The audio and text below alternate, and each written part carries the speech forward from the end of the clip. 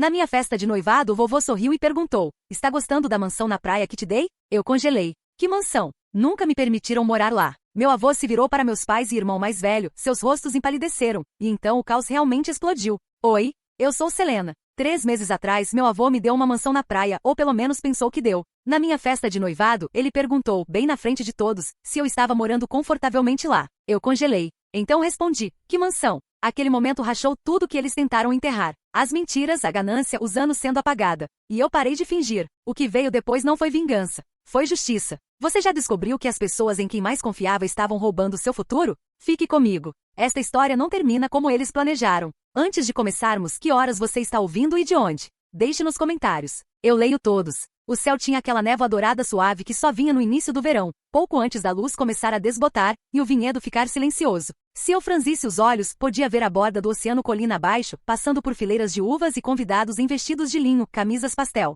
taças de champanhe brilhando nas mãos. Esta deveria ser minha festa de noivado. Minha mãe continuava chamando de o momento em que celebramos você, mas de alguma forma eu me sentia mais como um substituto. Um centro de mesa, talvez. Vestida de verde sálvia, cabelo feito em ondas suaves, sorriso pregado cuidadosamente como um broche. David, sempre o charmoso, estava ao meu lado conversando com Kylie, que tinha um jeito de morrer, desfilando por qualquer sala em que entrava, convidado ou não. Meu pai me apresentou aos Morellis do Conselho Vinícola. Esta é nossa filha, disse. Sem nome. Apenas filha. Como se eu fosse intercambiável. Como se meu nome não tivesse peso. A música cresceu, jazz suave, e o zunido das conversas continuou. Minha mãe passou flutuando, ajustando cartões de lugar e garantindo que cada garfo estivesse no ângulo certo. Eu a peguei olhando para mim, não calorosamente, apenas verificando. David se inclinou e sussurrou: você está deslumbrante esta noite. Eu acenei, mas meu olhar desviou para Kylie. Ele estava rindo com sua taça de vinho erguida, confortavelmente sentado ao lado da cadeira de David, o assento que eu havia escolhido para mim. Engraçado como isso aconteceu.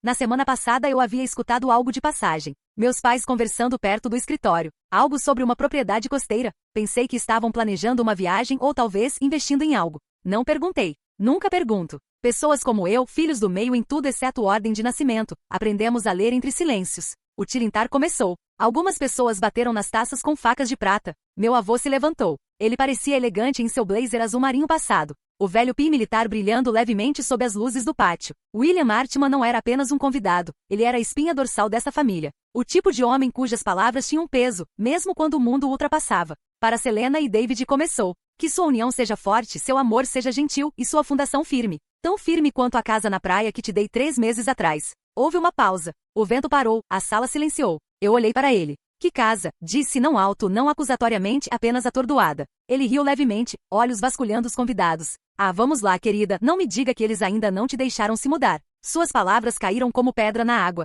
Os olhos se viraram, cabeças se inclinaram. Sussurros começaram nos cantos. Eu podia ouvir o farfalhar do tecido, o tilintar nervoso do vidro. Minha mãe tossiu no guardanapo. Meu pai mudou de posição. Kylie sorriu. Eu não me movi. Não podia. Meu peito não subia, não descia. Uma casa? Uma mansão na praia? Meu avô olhou ao redor novamente. É a de carpinteria. Assinei a transferência em fevereiro. Era para ser seu presente de casamento. Ninguém te contou? Sua voz ficou mais afiada. Ele olhou para meu pai. Greg, me diga que isso não é o que estou pensando. Ninguém respondeu. O silêncio se arrastou. Então ele se afastou, não dramaticamente, apenas desapontado. A festa não acabou, mas mudou. O riso ficou tenso. Os sorrisos ficaram plásticos. Ouvi alguém murmurar. Talvez ela soubesse. Outra voz respondeu. De jeito nenhum, olhe o rosto dela. David pegou minha mão sob a mesa. A palma dele estava úmida. Ei, sussurrou. Talvez seja apenas um mal-entendido. Talvez não disse, puxando minha mão de volta. Eu podia sentir algo oco dentro de mim se abrir. Como quando você percebe que a versão da sua vida em que acreditava era só sua. Todo mundo tinha outro script. Eu me levantei. Silenciosamente passei pelas mesas, a música, as luzes. Ninguém me parou. Lá fora, o ar da noite estava mais fresco. As luzes de dentro brilhavam suavemente através das janelas do vinhedo, mas o céu acima de mim estava mais escuro agora, como se alguém tivesse fechado uma cortina. Caminhei em direção à pérgola perto das oliveiras, aquela que minha mãe uma vez chamou de muito rústica para fotos. Sentei e pensei sobre cada pequeno momento que não fazia sentido antes. Como a vez que mamãe me disse para não visitar o lado sul da cidade. Está sendo reformado, ela disse. Ou como Kylie de repente começou a usar aquele relógio ômega novo. Ou como a família evitava certos tópicos quando eu aparecia. Eu não estava com raiva, não exatamente. Raiva é barulhenta. Isso era algo mais silencioso, mais frio. Um tipo de traição que nem pensava que estava te traindo, porque nunca pensou em você. Meu telefone vibrou. Uma mensagem do vovô. Encontre comigo amanhã. Acho que eles roubaram mais que apenas a casa. Eu olhei para as palavras. Minha mão descansava no joelho ao lado da barra do meu vestido. O anel de diamante brilhava levemente sob a luz da pérgola. Eu levantei, observei capturar a escuridão. Pela primeira vez naquela noite, deixei o silêncio ficar. Eu não dormi naquela noite. Deitei em cima do edredom, ainda no vestido, olhando para o teto enquanto o ventilador girava lentamente, suas lâminas zumbindo como um relógio sem números. Observei a luz da lua rastejando pela parede. Então desvaneceu. Então o céu mudou para aquele azul frio antes do nascer do sol. Às 9h30 eu já estava na estrada. O endereço que vovô me mandou levava através de cânions serpenteantes, passando por sálvia selvagem e penhascos cor de ferrugem, até o GPS me dizer para virar à esquerda na Oceanville Drive. O tipo de nome de rua que você veria em brochuras imobiliárias com capas brilhantes e promessas que ninguém cumpre. A estrada se estreitou. Palmeiras ladeavam o caminho, sussurrando no vento. Eu podia sentir o cheiro de sal. Eu sabia o que era isso. Só não sabia como seria ruim sentir. No final do beco sem saída estava uma mansão estilo mediterrâneo, paredes de estuque branco brilhando na luz do sol, telhas de teto azul suave capturando o céu, um portão alto de ferro forjado curvando como vinhas. Havia um caminho de pedra para a praia serpenteando logo fora de vista. Flores floresciam ao longo do jardim da frente, buganvílias, jasmim e lilás. Eu costumava dizer que se algum dia tivesse uma casa perto da água, cultivaria lilás sobre a pérgola da frente. Eu tinha uns 15 anos quando disse isso. Minha mãe não respondeu na época. Ela apenas acenou distraída e perguntou à minha irmã se queria mais chá gelado. Abaixei a janela. Um segurança se aproximou. Ele usava óculos escuros e tinha uma prancheta debaixo de um braço. Bom dia. Nome? Artman disse. Ele olhou para a lista. Está aqui para ver o Sr. Kyle Whitmore? Eu não respondi. Meus dedos se apertaram ao redor do volante. Ele acenou, apertou um botão, e o portão rangeu aberto. A entrada curvava para cima, uma inclinação lenta. Os pneus estalaram sobre o cascalho. Estacionei na rotatória e saí, minhas sandálias batendo na pedra como se eu já tivesse estado aqui antes. Minha mão roçou no espelho lateral só para me ancorar. O vento mudou. O cheiro de sal e lilás bateu de uma vez. Muito familiar. Demais. Subi os degraus. As portas duplas já estavam abertas. Uma mulher veio me cumprimentar. Alta, rabo de cavalo liso, usando linho como se estivesse prensado em sua pele. Você deve ser Selena, perguntou. Acenei lentamente. Ela ofereceu um sorriso educado. Sou Grace, esposa do Kyle. Sua voz tinha aquele calor polido que mulheres aprendem em clubes country. Eu não sabia que ele estava esperando companhia, disse, se afastando para me deixar entrar. Entrei. O hall se abriu em um espaço amplo, tetos abobadados, paredes brancas limpas, sol entrando através de janelas altas em arco. Tudo cheirava levemente a lavanda e tinta nova. Os pisos brilhavam. A mobília era moderna, cinza suave e madeira clara. Impessoal demais. Como uma casa preparada para venda. Seguia até a cozinha. Lá no balcão de mármore havia uma pilha de correspondência não aberta. Um envelope azul claro chamou minha atenção. Meu nome estava nele. Apenas meu nome. Selena Artman. A caligrafia parecia da tia Ellen. O selo nem estava marcado. Não toquei nele. Apenas olhei. Grace captou a direção do meu olhar. Oh, algo se misturou. Kyle ainda não organizou. Não respondi. Apenas acenei. Então o ouvi. Kyle. Sua voz ecoou pelo corredor, leve, casual. Ele entrou, usando uma camisa de seda meio abotoada, e segurando um copo de café gelado como se estivesse dando um brunch. Bem, disse, sorrindo. Não esperava te ver aqui, Lena. Eu não ouvia esse apelido há anos. Ele tomou um gole e se encostou no balcão. O que te traz por aqui? Perguntou. Encontrei seus olhos. Por que seu nome está na escritura? Ele piscou e então sorriu mais. Ah, então vovô te contou. Ele não soava preocupado ou arrependido, apenas divertido. Você acha que eles algum dia te dariam esse tipo de poder? Disse, colocando o copo no balcão. Vamos lá, mana. Você é inteligente, mas não há favorita. Nunca foi. A sala pareceu mais fria, mesmo com o sol entrando. Ele disse isso tão simplesmente como se fosse apenas uma linha de uma piada de família, já entendida por todos menos eu. Não vacilei. Não discuti. Observei seu rosto, a pequena curva na borda da sua boca. Aquela arrogância que as pessoas têm quando já ganharam algo pelas suas costas. Não chorei. Essa parte de mim havia ido embora. Virei-me ligeiramente. Olhei de volta para o corredor. Então, atrás da sua cadeira, logo debaixo da borda da sua pasta, algo chamou minha atenção. Uma pasta amarela. Um canto mal aparecendo. O rótulo estava claro, digitado em maiúsculas. Transferência de título Glenwood. Vi uma data. 12 de abril. 2 dias depois que vovô assinou a doação. Não alcancei a pasta, apenas olhei, gravei a fonte na minha mente. Minha mão deslizou para dentro da bolsa. O som suave do obturador da câmera do meu telefone clicou uma vez, baixo e silencioso sob a próxima frase do Kyle. Você realmente pensou que era sua?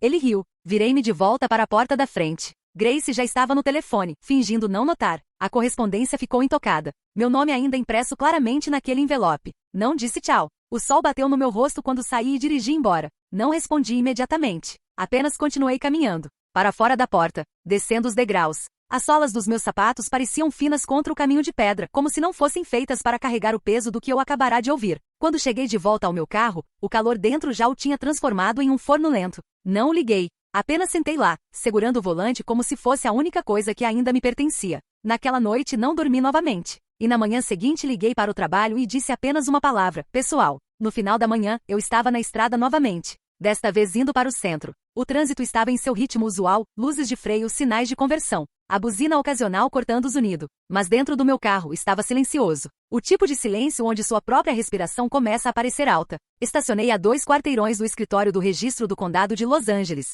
O prédio parecia cansado. Suas paredes de cimento manchadas por anos de sol e sós. Mas por dentro estava frio. Frio e fluorescente. Fileiras de mesas de arquivo, terminais de computador, funcionários cansados digitando com o mesmo ritmo de relógios fazendo tic-tac. Caminhei até a mesa da frente e disse meu nome. O funcionário mal olhou para cima. Registros de título? Sim, disse. Propriedade Glenwood Família Whitmore. Suas unhas clicaram no teclado. Então ela me entregou um pequeno pedaço de papel com um número rabiscado no topo. Leve isso para o 3º andar, janela 4. Acenei, segurei o papel como se fosse algo sagrado, e encontrei o elevador. Quando as portas se abriram no 3º andar, o ar cheirava papel velho e limpador de limão. Na janela 4 sentava uma mulher com cabelo grisalho puxado em um coque baixo. Seus óculos pendiam por um cordão ao redor do pescoço. Um pin na sua lapela dizia Senhora Gutierrez. Posso te ajudar, querida? Perguntou, voz calorosa, familiar do jeito que só mulheres acima dos 60 podem fazer você se sentir. Me aproximei. Estou tentando consultar alguns registros de escritura.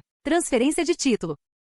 De uma propriedade doada pelo meu avô. Seus olhos se suavizaram. Brigas de propriedade familiar, murmurou. Mais para si mesma que para mim. Você não é a primeira a vir procurar. Ela se levantou lentamente e acenou para eu seguir. Seus passos eram lentos mas firmes enquanto me levava por um corredor ladeado de armários. Ela parou em um marcado residencial privado 2020 presente e o destrancou com um anel de chaves de latão gastas. Levou alguns minutos. Então ela puxou um arquivo, grosso, com abas amarelas e verdes, e me entregou. Leve seu tempo. Há uma mesa de cópia ali embaixo. Agradeci e caminhei para a pequena sala lateral. Suas paredes alinhadas com leitores de microficha, e uma copiadora solitária no canto. Sentei e abri o arquivo. O documento do topo era exatamente o que esperava. Uma escritura de doação datada de 10 de abril, assinada pelo meu avô. O endereço, descrição do lote e nome Selena Whitmore estavam todos digitados. Abaixo da sua assinatura. Notarizada, datada, carimbada. Mas 2 páginas depois, algo mais. Um segundo documento datado de 12 de abril. Este substituía meu nome pelo de Kylie. Parecia oficial, mesmo cabeçalho, mesma caixa de notário, mas algo estava errado. Me inclinei. A assinatura do meu avô não era a mesma. Parecida, mas não a mesma. Muito lisa, como se alguém a tivesse traçado depois de praticar algumas vezes. Então voltei para a primeira escritura. Lá, bem no fundo, rabiscado logo abaixo do carimbo do notário, havia uma cláusula lateral manuscrita, não digitada. Doação é irrevogável, a ser mantida em nome de Selena Whitmore para propriedade total dentro de 90 dias. Estava assinada pelo vovô, com a mesma caneta da assinatura acima. A tinta havia sangrado ligeiramente na página. Tinta real, mão real. Li 2 vezes. 3 vezes. Irrevogável. E aquela segunda escritura, arquivada apenas 5 dias após a original, não era apenas desonesta. Era nula. Eles não esperavam que eu viesse aqui. Eles não esperavam que eu olhasse mais fundo. Fiz cópias de tudo. Escaneei a cláusula. Dei zoom. Mandei a imagem para mim mesma, para 2 drives de backup, para um e-mail que não usava há anos. Então voltei para a senhora Gutierrez. Obrigada, disse suavemente. Ela olhou para cima, estudou meu rosto. Encontrou o que precisava. Sim, disse. Mais do que pensava que encontraria. Ela acenou gentilmente como se entendesse. O sol estava mais baixo quando voltei ao meu apartamento. Aquela estranha hora dourada de Los Angeles, onde tudo brilha mas nada parece quente. Deixei a pasta na mesa de centro e sentei no chão, costas contra o sofá. Então abri meu e-mail antigo. Comecei a rolar pelas mensagens salvas da mamãe. Talvez você seja mais adequada para um apartamento no centro. Você não saberia o que fazer com esse tipo de espaço. Não seja dramática. Você nunca gostou nem do oceano. Olhei para as palavras sem me mover. Não era apenas a casa. Nunca foi. Foram todos os anos que fui treinada para não esperar coisas, para não perguntar, para não pensar que poderia ser alguém que possuísse qualquer coisa. Não apenas terra, não apenas uma casa, mas respeito, confiança, pertencimento. Eles me deram migalhas e chamaram de amor. E quando não sorri por isso, disseram que eu era ingrata. Fechei o laptop. A sala parecia imóvel. Minha respiração silenciosa. Minhas palmas planas contra o tapete. Então peguei meu telefone. Procurei nos contatos. O número do vovô ainda estava salvo como P. Para papai também. Não havia mudado desde os 15 anos. Apertei ligar. Tocou uma vez. 2 vezes. Então caixa postal. Não deixei mensagem. Em vez disso, abri o app da câmera. Anexei a foto da cláusula manuscrita. Digitei uma frase. Você sabia que eles falsificaram sua assinatura? Então apertei enviar. E esperei. A resposta não veio naquela noite, ou na manhã seguinte, ou mesmo nos próximos 2 dias. Tentei me distrair, organizando e-mails de trabalho, dobrando roupas que ficaram limpas mas intocadas por uma semana, regando a planta na janela mesmo sabendo que já estava morta, mas continuei olhando para o telefone, esperando. E então, 4 dias depois de enviar aquela mensagem, minha tela se iluminou com um nome que não via piscar há quase 1 ano. Vovô, apenas isso. Olhei até a tela escurecer, então toquei para escutar. Sua voz estava mais lenta agora, mas ainda carregava o mesmo peso que lembrava quando tinha 7 anos, e ele me ensinou como segurar uma bússola. Como nunca andar em círculos mesmo quando parecia que estava perdida. Venha hoje à noite. Venha sozinha. Só isso. Sem explicação, sem calor. Mas também sem raiva. Estava chovendo levemente desde o início da tarde. Não o tipo dramático, apenas uma névoa constante que fazia o mundo parecer envolto em gaze. A viagem para Pasadena levou quase 1 hora. Não toquei música. Não cantarolei. Apenas dirigi com as janelas ligeiramente abertas. O cheiro de pavimento molhado e eucalipto se misturando no ar. Seu bairro não havia mudado. As paredes de tijolo a era rastejante. O mesmo rangido na dobradiça do portão quando passei. Janete, a governanta, atendeu a porta antes que eu pudesse bater. Ela parecia mais velha, cansada de um jeito que não havia notado antes. Mas quando me viu, seu rosto se suavizou. Ele está no escritório, querida, disse gentilmente, se afastando. Perto da lareira. Não se moveu realmente por 2 dias. Disse que estava esperando. Agradeci em um sussurro. O corredor estava escuro, iluminado apenas por uma lâmpada velha perto do arco. Aquele cheiro familiar, madeira envelhecida, fumaça de lareira, algo levemente como loção pós-barba de Beirum, me envolveu quanto mais fundo caminhei pela casa. A porta do escritório estava ligeiramente entreaberta. Empurrei-a. Ele estava lá, na sua poltrona de couro gasta, um cotovelo descansando na borda da cadeira, olhar fixo no fogo como se guardasse respostas que ainda não havia conseguido. Não se virou quando entrei. Não disse meu nome. Apenas alcançou ao lado dele, pegou um envelope manila grosso e o estendeu em minha direção sem olhar. Atravessei a sala e o peguei. Estava rotulado em caligrafia pequena e cuidadosa. Contingência. S. Whitmore. Abri devagar, o papel dentro rígido e ligeiramente amarelado. A primeira página, um fundo vitalício, datado de 2 anos atrás. Notarizado, carimbado e bem ali, em tipo negrito. Para Selena Whitmore, direitos de beneficiária total da propriedade de Malibu e 40% de participação no Fundo Memorial de Veteranos Whitmore. Olhei para isso. Pisquei. Ele finalmente se virou para mim então. Seus olhos estavam cansados mas afiados, implacáveis mesmo agora. Eles não sabem, disse. Sua voz não tremeu, mas estava mais baixa do que lembrava. Nenhum deles jamais perguntou. Olhei para os papéis novamente. Isso, sussurrei. Isso vai além da casa.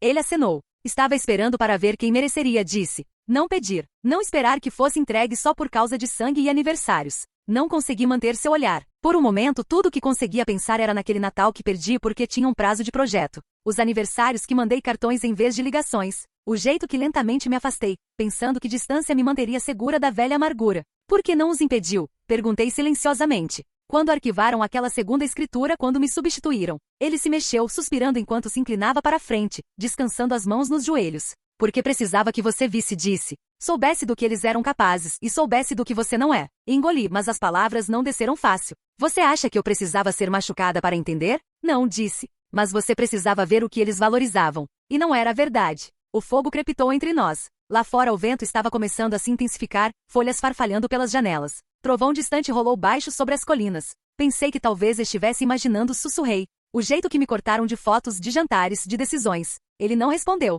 Passei os dedos pela borda do documento do fundo. Meu nome estava lá, impresso limpo, sem rasura, sem correções. Ninguém havia tentado me riscar aqui. Eles sempre disseram que eu trabalhava demais, era independente demais, não aparecia para a família. Olhei para ele. Talvez eu não aparecesse. Talvez estivesse tentando tanto construir algo por conta própria que parei de aparecer para o que importava. Ele se recostou, fechando os olhos brevemente. Você apareceu quando contou. É isso que importa para mim. Segurei os papéis contra meu peito por um momento, pressionando o envelope próximo como se pudesse me ancorar. Então olhei para ele. Eles vão lutar contra isso. Você sabe disso, né? Seus lábios se curvaram ligeiramente. Claro. Nem sei por onde começar. Ele se virou então, abriu a pequena gaveta construída no braço da mesa. Puxou um cartão de visita desbotado.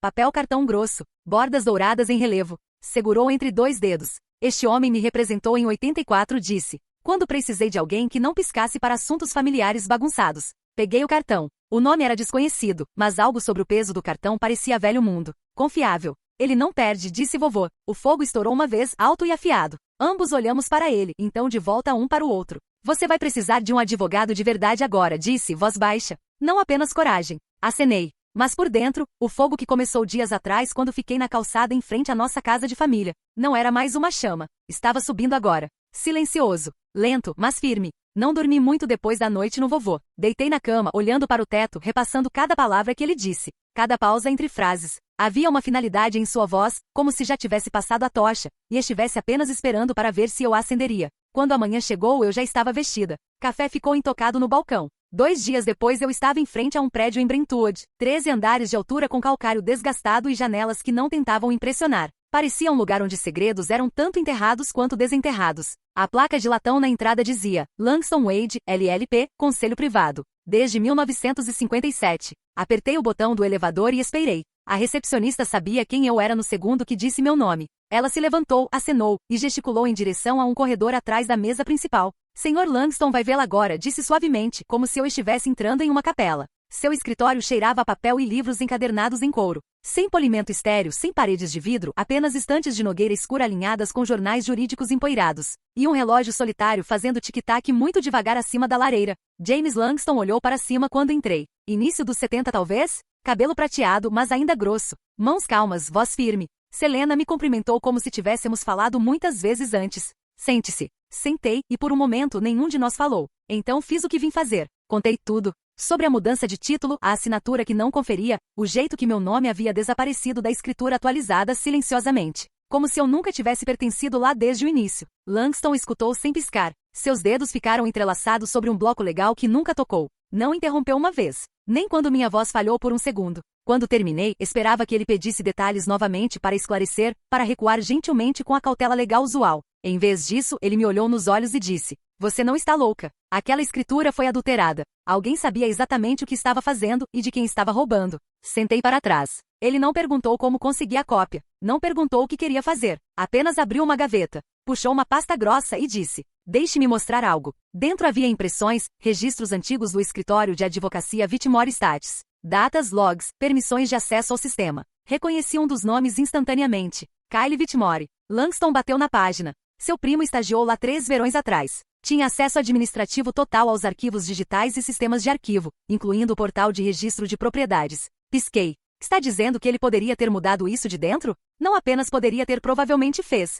Saberemos com certeza em breve. Langston pegou o telefone da mesa. Pediu para alguém chamada May vir com um laptop. 15 minutos depois, uma mulher da minha idade entrou, carregando uma maleta cinza simples. Sem conversa fiada. Apenas abriu, inicializou o sistema, e digitou como se tivesse feito 100 vezes. Langston se inclinou para mim. Ela é a melhor analista forense digital que conheço. Confio nela mais do que na metade dos juízes deste condado. May acenou para mim. Então clicou em algo. Sua voz ficou neutra. Encontrei inconsistências de metadados na escritura escaneada. O timestamp da última modificação não confere com a data de arquivo. E olha aqui. Ela apontou para uma string de código destacada. Esta versão foi renderizada usando Adobe Pro, mas o arquivo original armazenado fora do servidor em um backup frio mostra um nome diferente no campo de assinatura. É o seu. O nome do Kyle foi inserido depois. As palavras afundaram devagar. Eu estava me dizendo há dias que não estava imaginando. Mas ouvir assim? Codificado? Confirmado? Prova digital de que fui apagada de propósito? Fez algo ficar muito, muito quieto dentro de mim. Langston se levantou. Vou solicitar um congelamento imediatamente. Dentro de 1 hora, uma notificação de cessar e desistir foi enviada por e-mail para a agência imobiliária que cuidava da casa de Malibu. O título agora estava congelado. Nenhum novo proprietário, nenhum movimento pendente revisão judicial completa. Naquela noite meu telefone se iluminou. Correio de voz da minha mãe. Você foi longe demais, Selena. Isso é família. Não é assim que lidamos com as coisas. Você deveria ter vindo falar conosco primeiro. Não escutei até o fim. 1 hora depois, Kyle. Não acredito que você levaria isso tão longe. Ação legal? Por uma casa estúpida? Acha que isso te faz parecer forte? Te faz parecer amarga. Salvei o correio de voz. Não respondi. Eles sempre me disseram que silêncio era fraqueza. Mas estava aprendendo. Silêncio também podia ser poder, especialmente quando apoiado por papel e prova. Naquela noite, sentei na mesa da cozinha com os documentos do fundo ao meu lado. O envelope Manila ainda estava vincado na borda, onde a mão do vovô o dobrou. Acendi uma vela. Não por razão sentimental, apenas para quebrar a escuridão. Pela primeira vez em semanas, não sentia como se estivesse esperando alguém me resgatar ou se explicar ou fazer sentido. Eles não fariam. Mas eu faria. Logo após o meio-dia do dia seguinte, houve uma batida na porta. Não estava esperando ninguém. pelo olho mágico FedEx, uniformizado, segurando um envelope de papelão achatado e uma prancheta. Assinatura aqui, disse. Seus olhos não demoraram. Assinei, peguei o envelope e fechei a porta. Dentro, notificação certificada de arbitragem legal, arquivada por Kyle Whitmore, requerente. 2 semanas a partir de agora, Tribunal do Centro. Número do caso já designado. Segurei o papel nas mãos e olhei para aquele nome. O nome dele, não o meu. Mas desta vez eu não era a que estava sendo apagada. Sentei lá por muito tempo depois que o homem da FedEx saiu, apenas segurando a notificação com as 2 mãos como se pudesse se transformar em outra coisa se olhasse por tempo suficiente. Não se transformou. O nome Kyle Whitmore me encarava de volta do cabeçalho, impresso em tinta preta perfeita. Abaixo dele as palavras, requerente solicitando arbitragem para resolver propriedade disputada da propriedade de Malibu. Então ele tinha feito isso. Arquivou primeiro, reivindicou a ofensiva. Eu deveria estar surpresa, mas tudo que senti foi o peso silencioso da inevitabilidade, como um trem que vi vindo de quilômetros de distância finalmente havia chegado. Na hora certa. 2 semanas passaram em um borrão lento. Mantive-me ocupada. Ou pelo menos fingi. Organizei arquivos antigos, limpei cantos que não tocava há anos. Acendi velas que não precisava, cozinhei refeições completas que mal toquei. Cada pequena tarefa parecia armadura, algo entre mim e a próxima batalha. E então foi a manhã do dia. Me vesti devagar, escolhi calças azul escuro, um blazer que ainda mantinha forma. Prendi meu cabelo com a fita de cetim preta que sempre usava quando precisava me sentir firme. A única coisa que minha mãe nunca jogou fora quando saí. Engraçado. As coisas que você mantém, mesmo quando a pessoa que as deu parou de te ver. O prédio de escritórios em Century City era alto, mas sem marcas distintivas. Sem placas chamativas. Apenas outra torre silenciosa com vidro de mais e calor de menos. A segurança me deixou passar depois de verificar meu nome na lista. Me entregaram um crachá de visitante e apontaram para os elevadores. Sala de conferência 17B, 11º andar. O corredor lá fora estava frio. Ar-condicionado ajustado muito alto para conforto. Ou talvez fosse só eu. Dentro, a sala se estendia longa. Estéril, paredes cinzas. Uma mesa oval grande com 12 cadeiras de encosto alto e uma jarra de água intocada no centro. 3 árbitros sentaram perto da cabeceira. Ternos neutros. Olhos ilegíveis. De um lado Kyle e seu advogado, algum homem arrogante com gravata pastel e uma caneta que continuava girando como um tique nervoso. Minha mãe sentou ao lado deles, braços cruzados sobre o peito. Cabelo arrumado, maquiagem perfeita. Rosto congelado em algo entre desaprovação e desdém. Ela não olhou para mim. Nem uma vez. Langston pegou o assento ao meu lado, calmo como sempre. Sua presença era um pequeno conforto, um lembrete de que não estava entrando nisso sozinha. Ainda assim, senti o vazio onde vovô deveria estar, a dor silenciosa disso. Havia ligado para ele 2 vezes na última semana. Sem resposta. Deixei mensagens. Não tinha certeza se era idade ou escolha. Talvez ambos. O árbitro principal falou primeiro, apresentou a sessão, revisou a estrutura, estabeleceu expectativas sobre tom, evidência, procedimento. E então ele olhou para Kyle. Você pode começar. Kyle se levantou. Pigarreou como se estivesse subindo no palco. Endireitou a gravata. Usava a arrogância como uma segunda pele. Obrigado. Começou. Apreciou o tempo de todos. Isso não é fácil. Mas quando alguém se comporta erraticamente quando atacam e colocam o legado da família em risco, alguém tem que intervir. Não pisquei. Ele continuou. Nunca quis isso. Mas observei minha prima em espiral. Ela tomou decisões irracionais, questionou os motivos de todos e nos acusou, seu próprio sangue, de conspiração. Ele pausou para efeito. Então levantou uma pasta. Estas são mensagens que Selena me enviou e a outros. Gostaria de submetê-las como evidência.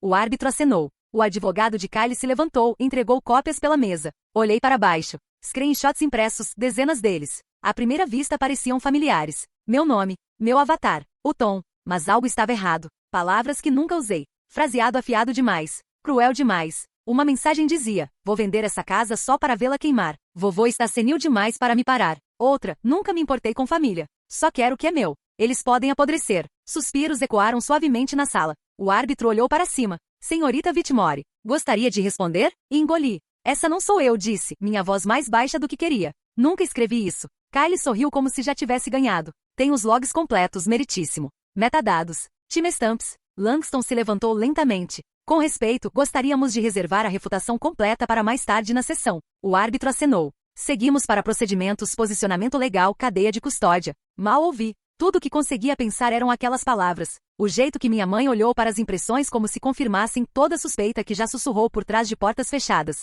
Continuei pensando. Ele veio preparado. Ele teve ajuda. Ele está jogando o jogo longo. Me senti cansada. E então, pouco antes do intervalo, a porta rangeu aberta. Todos se viraram. Vovô, ele estava na porta, um pouco curvado mais firme, segurando sua bengala numa mão, e um pequeno pendrive preto na outra. Langston acenou para ele, mas vovô não olhou para ninguém exceto eu. Levantei. Ele caminhou sem palavras, apenas colocou o drive na mão de Langston, e então se sentou lentamente ao meu lado na cadeira deixada aberta. Então finalmente falou. Vamos todos parar de fingir. Sua voz não estava alta, mas cortou o ar como se tivesse dentes. Posso ser velho, mas não sou cego, e tenho ouvidos em lugares que vocês não acreditariam. Ele olhou para Kylie. Acha que o mundo não fala quando pensa que não está escutando? Acha que ninguém vê você se gabar tomando drinks com advogados? Ou gravar a bagunça que deixa para trás? A sala ficou tão quieta que zunia. Langston plugou o drive no laptop, virou em direção aos árbitros. Apertou play. A primeira voz era inconfundivelmente de Kylie, casual, arrogante e rindo. Tudo que fiz foi trocar um arquivo e boom. Ela saiu chorando no seu apartamentinho. Golpe mais fácil que já puxei. Alguém na mesa puxou o ar. Outro clipe. Local diferente. Mesma voz. Ela nunca ia fazer nada. Selena é mole. Sempre foi. Deu um sustinho nela. Ela se dobra. Langston deixou as gravações tocarem. Uma por uma. Então vieram as screenshots. Reais. Mensagens que realmente enviei para vovô. Tem certeza que está confortável assinando isso? Só quero que se sinta à vontade. Não estou apressando nada. Este lugar significa mais para você que qualquer um. Te amo. Você é o único que realmente me viu. Minha garganta apertou. Mas não falei. Não havia mais nada a dizer. Kylie parecia pálido. Mais pálido do que já ouvi. Seu advogado se inclinou sussurrando rápido. Minha mãe sentou rígida como mármore. O árbitro principal se inclinou para a frente. Nos reuniremos amanhã para declarações finais. Mas direi isso. A verdade tem um jeito estranho de vir à superfície. Ele não olhou para ninguém em particular. Mas senti. E pela primeira vez naquela sala fria, senti como se não fosse mais eu no banco dos réus. A verdade tem um jeito estranho de vir à superfície. A sala havia se esvaziado. Uma por uma. Os advogados, os assistentes, até Kylie. Como fumaça desaparecendo depois de um incêndio. Apenas Langston e eu ficamos. Não queria me mover ainda. O assento ao meu lado ainda mantinha o calor onde vovô havia sentado minutos atrás. Langston se inclinou para mim. Sua voz suave. Firme. Você está bem? Acenei. Mesmo que a resposta fosse mais complicada que isso. Minhas mãos descansaram sobre a mesa, ainda lembrando do frio das mentiras impressas e o peso de um pendrive que mudou tudo. Lá fora a luz havia mudado, final da tarde rastejando para início da noite. O mundo ainda não sabia que algo havia quebrado aqui e se reajustado. Retornamos no dia seguinte. Mesmo prédio, mesmo elevador, mesma sala de conferência cinza. Mas algo parecia diferente. Kylie já estava sentado quando entrei. Ele não olhou para mim. Sua gravata estava frouxa desta vez, os cantos da sua boca tensos como se não tivesse dormido. Minha mãe não estava lá. Me perguntei se estava evitando o constrangimento, ou se simplesmente parou de fingir que se importava. Langston e eu tomamos nossos lugares silenciosamente. O painel de árbitros entrou exatamente às 2. Sem conversa fiada, sem movimento desperdiçado. O árbitro principal pigarreou, e olhou para o documento na sua frente. Este conselho de arbitragem começou, revisou toda a evidência submetida, incluindo comunicações digitais, testemunho forense e declarações de testemunha viva. Após deliberação cuidadosa, ele pausou por um momento. Kylie se mexeu na cadeira. Consideramos que o fundo vitalício datado de 14 de março permanece válido e vinculativo. Todos os documentos subsequentes foram considerados inadmissíveis devido à adulteração comprovada e influência indevida. Ele olhou para cima. Todos os direitos de propriedade pertencentes à residência em Sandar Cove devem reverter para Selena Whitmore, efetivo imediatamente. Minha respiração falhou, não em triunfo, mas em alívio. Um tipo silencioso. O tipo que você não mostra. Porque a batalha pode ter acabado, mas as feridas ainda estão frescas por baixo. Kylie murmurou algo baixinho. O árbitro ergueu uma sobrancelha. Com licença. Kylie se endireitou na cadeira. Isso foi armado, sibilou mais alto agora. Ela teve ajuda, manipulou meu avô, se fez de vítima. Me levantei antes que Langston pudesse me parar. Não, disse. Voz baixa mas clara. O que fiz foi proteger o que já era meu. O que você fez foi roubo. Vestido de família. Ele não respondeu. Apenas olhou de volta, maxilar tenso. Como se ainda não conseguisse acreditar que qualquer coisa disso estava acontecendo. Não esperei pelo resto. Virei e saí. Langston me alcançou no corredor, sua mão tocando levemente meu ombro. Você lidou bem com isso. Não fiz por aplausos, disse. Ele sorriu um pouco. Eu sei. Saímos para a praça do tribunal, luz do sol piscando em carros estacionados e janelas altas. Uma brisa se levantou, suave contra meu rosto. Cheirava ar salgado, e o toque leve do cologne de alguém. E então, lentamente, ouvi sua bengala batendo atrás de nós. Vovô, ele se movia lentamente, cuidadosamente. Mas suas costas estavam mais retas do que vi em meses. Ele veio ao meu lado e olhou para o horizonte como se não fossem apenas prédios e trânsito, mas algo mais. Ele sorriu. Você lutou bem, disse silenciosamente. Sempre esperei que fosse você. Minha garganta se contraiu. Havia tantas coisas que queria dizer. Obrigada. Sinto muito. Nunca quis que isso te machucasse. Mas tudo que consegui foi um aceno suave. Ele alcançou minha mão. Devíamos almoçar, disse. Sinto vontade de celebrar. Qualquer coisa que queira. Ele riu. Qualquer coisa. Aquele café na Jefferson ainda faz aquele sanduíche de rosbife terrível que gosto? Sorri. Se fazem, vou garantir que guardem 2. Quando começamos a caminhar em direção ao estacionamento, ele se apoiou mais pesado no meu braço. Diminuí o passo para acompanhar o dele. Ele tropeçou ligeiramente no meio-fio, e o peguei antes que pudesse cair. Ele dispensou. Só um momento, murmurou. Essas pernas são mais velhas do que você pensa. Não soltei. O sol pendia abaixo sobre o céu ocidental, lançando sombras longas pelo pavimento. Estávamos quase na mesa do valet quando senti a mudança. Seus dedos tremeram nos meus. Seu peso afundou de repente. Rápido demais. Vovô? Ele não respondeu. Ele colapsou pesado, joelho cedendo como se alguém tivesse puxado o chão de debaixo dele. Sua bengala bateu no chão. Caí ao lado dele. Chamem uma ambulância, gritei. Pessoas se viraram. Uma mulher gritou. Um homem de terno correu para puxar o telefone. Langston se ajoelhou ao meu lado, já discando. Agarrei a mão do vovô. Seu rosto havia ficado pálido, lábios tingidos de azul. Seus olhos piscaram, então lentamente encontraram os meus. Fique comigo, tá?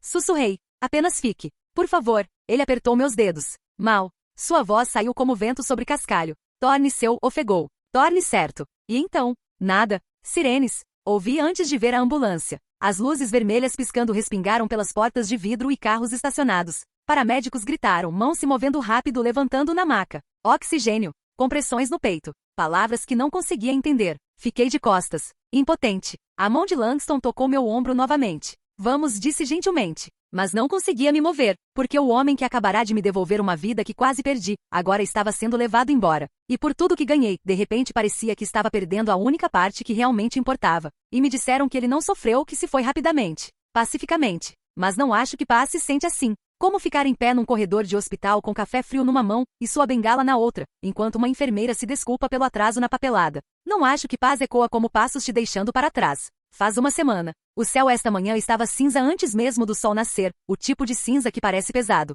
Langston parou na frente do cemitério exatamente às 9h58. Ouvi os pneus esmagarem o cascalho antes de olhar para cima. Ele não disse muito. Apenas abriu a porta e esperou. Não havia muitas pessoas. Apenas Langston. 2 dos velhos amigos da marinha do vovô, ambos usando pins desbotados e olhares orgulhosos. Uma vizinha da casa de praia segurando uma travessa no colo, como se não soubesse o que mais fazer com as mãos. Nenhum Kyle, nenhuma mãe, claro que não. Fiquei ao lado do caixão. Braços envolvidos ao redor de mim mesma, não do frio, mas de algo mais frio. Tocaram taps. As notas cortaram a manhã imóvel como alguém cortando pano. Minhas mãos tremeram, mas não chorei. Luto parece diferente depois de tudo. Langston colocou uma bandeira dobrada nas minhas mãos. Fez devagar, gentilmente, como se pudesse quebrar. Gostaria que não tivesse que ser assim, disse. Sua voz baixa. Não respondi, porque desejar nunca mudou muito para nós. O serviço não durou muito. Os homens mais velhos saudaram e saíram sem palavra. A vizinha me deu a travessa em um abraço apertado. Langston perguntou se queria que me levasse para casa. Disse que precisava ir a algum lugar primeiro. E precisava. Não a casa onde cresci. Não o apartamento que alugo perto do centro. Dirigi de volta para a casa de praia. O único lugar que ainda cheirava a ele. Quando cheguei lá, havia começado a chover. Leve no início, depois constante. Sentei no carro alguns minutos, observando a água bater no para-brisa. Minha mão pairou sobre a chave antes de finalmente abrir a porta. A casa me cumprimentou com silêncio. Sem luzes. Sem aquecimento. Apenas aquela quietude oca, ecoante que só existe depois que alguém parte para sempre. Entrei devagar, deixando meus sapatos na porta como ele sempre pedia. O piso de madeira estava frio sob minhas meias. Me movi por cada quarto como se estivesse caminhando por um museu de nós. A sala ainda tinha seu cobertor estendido sobre o sofá, o que eu costumava roubar em manhãs frias. Toquei, mas não peguei. Na cozinha, a última caneca que usou ainda estava de cabeça para baixo no escorredor. Passei os dedos pela borda. Azul marinho, lascada na borda. Deslizei escada acima. Seu quarto cheirava a cedro e colônia velha. Fiquei na porta por um momento. Não conseguia entrar. Ainda não. Em vez disso, virei para o escritório. Ele sempre chamava de sala de pensar. Livros alinhavam as estantes. Memórias calorosas, mapas, romances antigos com páginas amarelando. Sua mesa ficava perto da janela, limpa, exceto por um porta-canetas e uma pequena lâmpada de latão. E uma gaveta. Olhei para ela. Havia um adesivo na frente, desbotado, curvando nas bordas. Dizia, apenas para ela. Sabia que era para mim. De alguma forma apenas sabia. Meus dedos hesitaram sobre a maçaneta. Então puxei. Dentro havia um único envelope. Grosso e selado com cera. Meu nome, escrito na sua mão, estava no centro. Sentei antes de abrir. A carta se desdobrou em vincos lentos. O papel parecia pesado, como se carregasse mais que tinta. Se está lendo isso, então meu tempo acabou antes que pudesse te dar o que sempre quis. Não apenas uma casa, um nome, um futuro. Tudo que tenho, minhas ações da empresa, a casa de praia, o vinhedo do Arizona, vai para você. Você é meu legado. Ele havia assinado abaixo do nome, havia documentos notarizados, legais, carimbados, datados de apenas um mês atrás. Um novo acordo de fundo, uma escritura revisada. Minhas mãos tremeram novamente, mas não de luto desta vez. De outra coisa. O peso de ser vista. Sentei lá por muito tempo, lendo, relendo. Memorizando o jeito que ele fazia os lopes dos eles. O jeito que terminava cada frase com um ponto como se ainda acreditasse em estrutura e em ordem. Quando finalmente me levantei, o céu lá fora havia virado dourado atrás da chuva. Passei pela porta dos fundos e para o pátio, ainda segurando o envelope. O vento cheirava a oceano e eucalipto molhado. As ondas estavam calmas. Caminhei até a borda, onde o corrimão emoldurava a água, exatamente como ele sempre disse, uma foto que vale a pena ficar parada para ver. Descansei a minha mão na madeira. O grão estava liso sob minha palma. Familiar, pensei em todas as vezes que sentei lá com ele. Manhãs silenciosas, noites tardias. Sem expectativas, sem pressão. Apenas tempo. E sussurrei para o vento não alto, apenas o suficiente para a casa ouvir. Você não apenas me deixou uma casa, me devolveu minha voz. O vento mexeu meu cabelo. As ondas não pararam. E nem eu. Langston não saiu até que acenei. Observei seu caminhão desaparecer pela entrada de cascalho, o som dos pneus engolido por vento e ondas. Então virei de volta para casa, a bandeira ainda dobrada nos meus braços, o envelope guardado contra meu peito como algo sagrado. Naquela noite não dormi no quarto de hóspedes. Deitei na cama do vovô, não para tomar seu lugar, mas para estar perto do que restou. Seu cheiro permanecia no travesseiro. Fraco, mas suficiente. Não chorei. Apenas deixei a quietude se instalar sobre mim como um cobertor. Em algum lugar na escuridão sussurrei, vou cuidar disso agora. 2 meses se passaram. A casa não ficou congelada no tempo. Não deixei. Pouco a pouco, descasquei a pesadez. As cortinas desceram. A luz voltou. Repintei as paredes em cores quentes, mel, barro, oliva suave. Não os brancos estéreis que vovô havia preferido. O silêncio também mudou de textura. Não ecoava mais. Zunia. Não contratei um decorador. Trabalhei com minhas mãos, lixando corrimãos antigos, oleando o balanço da varanda, aprendendo como consertar encanamento com tutoriais do YouTube e determinação teimosa. Mantive o cobertor no sofá. Apenas consertei a borda rasgada com linha azul. Ele não se importaria. Sempre disse que as coisas não precisavam ser perfeitas, apenas honestas. Naquela manhã a campainha tocou. Abri descalça, ainda segurando uma xícara de chá. A brisa trouxe ar salgado e jasmim. No degrau da varanda havia um buquê de ranúnculos laranja em um pote de vidro, e um bilhete ao lado. Ainda observando a maré por você. Orgulhoso. Ellie? Sorri. Coloquei o pote na mesa da entrada ao lado da concha que vovô e eu encontramos depois de uma tempestade. Caminhei descalça pelo piso que limpei sozinha, cada tábua agora brilhando suavemente na luz matinal. A casa parecia quente, habitada, amada, não assombrada. Mais tarde naquela tarde, me vesti com um vestido azul marinho simples e prendi o cabelo. Olhei no espelho. Ainda eu. Apenas mais firme. Peguei a pequena pasta da mesinha lateral, coloquei na bolsa e dirigi para a cidade. O centro comunitário ficava na beira do penhasco, logo além do restaurante antigo. Recém-pintado, recém-paisagismo. Um espaço para todos. Crianças pequenas, veteranos solitários. O dinheiro do vinhedo do Arizona foi para cá, silenciosamente. Sem imprensa. Sem placa com meu nome. Mas me pediram para falar. Não planejei nada grandioso. Apenas a verdade. Quando foi minha vez, pisei atrás do púlpito modesto. Pigarreei uma vez. Meu avô costumava dizer, você carrega seu nome nas costas. Ande firme. Algumas pessoas sorriram. Algumas olharam para baixo. Às vezes a família em que você nasce te quebra. Mas o legado que constrói com graça. Isso é inabalável. A sala ficou silenciosa no início. Então, uma onda lenta de aplausos. Nada alto. Nada encenado. Apenas real. Vi alguns homens mais velhos acenarem. Bonés nos colos. Medalhas pregadas cuidadosamente nas jaquetas. Eles não disseram muito, mas seus olhos encontraram os meus. E eu soube. Quando cheguei em casa, o céu havia se tornado suave. O tipo de rosa pálido que só aparece no crepúsculo costeiro. Estacionei o carro. Tirei os sapatos baixos perto da porta. Justo quando alcancei a maçaneta, ouvi uma batida no portão lateral. Não estava esperando ninguém. Atravessei a varanda e saí. O ar estava mais fresco agora. Do outro lado do portão, estranha e incerta, estava uma garota. Talvez 17 anos. Cabelo em uma trança solta. Mochila pendurada sobre um ombro. Reconheci os olhos. Filha do Kyle. Ela não sorriu. Apenas me olhou diretamente. Ele me disse que você era inimiga, disse silenciosamente. Que você era egoísta. Que arruinou tudo. Mas ele nunca me olhou no olho quando disse isso. Eu só queria ver por mim mesma. Não me movi. Apenas a observei. Ela hesitou. Não quero nada. Eu só. Não acho que ele disse a verdade. Pensei na chave. Ainda debaixo do tapete. A que vovô costumava brincar. Só no caso de alguém honesto bater. Me curvei lentamente. Levantei o tapete. Peguei e coloquei gentilmente na sua mão. Quando estiver pronta, disse. Ela piscou. Agarrou a chave. Acenou. Virei de volta para dentro sem esperar por agradecimentos. Naquela noite, sentei na varanda dos fundos. O sol afundou baixo, lançando fitas douradas pela água. Tracei as letras na pequena placa de metal que acabei de montar no portão. C. Vitmore. Ar. Por honra. O vento se mexeu levemente. Tomei meu chá. Deixei o ar salgado se instalar nos meus pulmões. Fechei os olhos. Nunca precisei da aprovação deles. Apenas um pequeno espaço para respirar, para reconstruir, para ser. Às vezes, isso é suficiente. É tudo.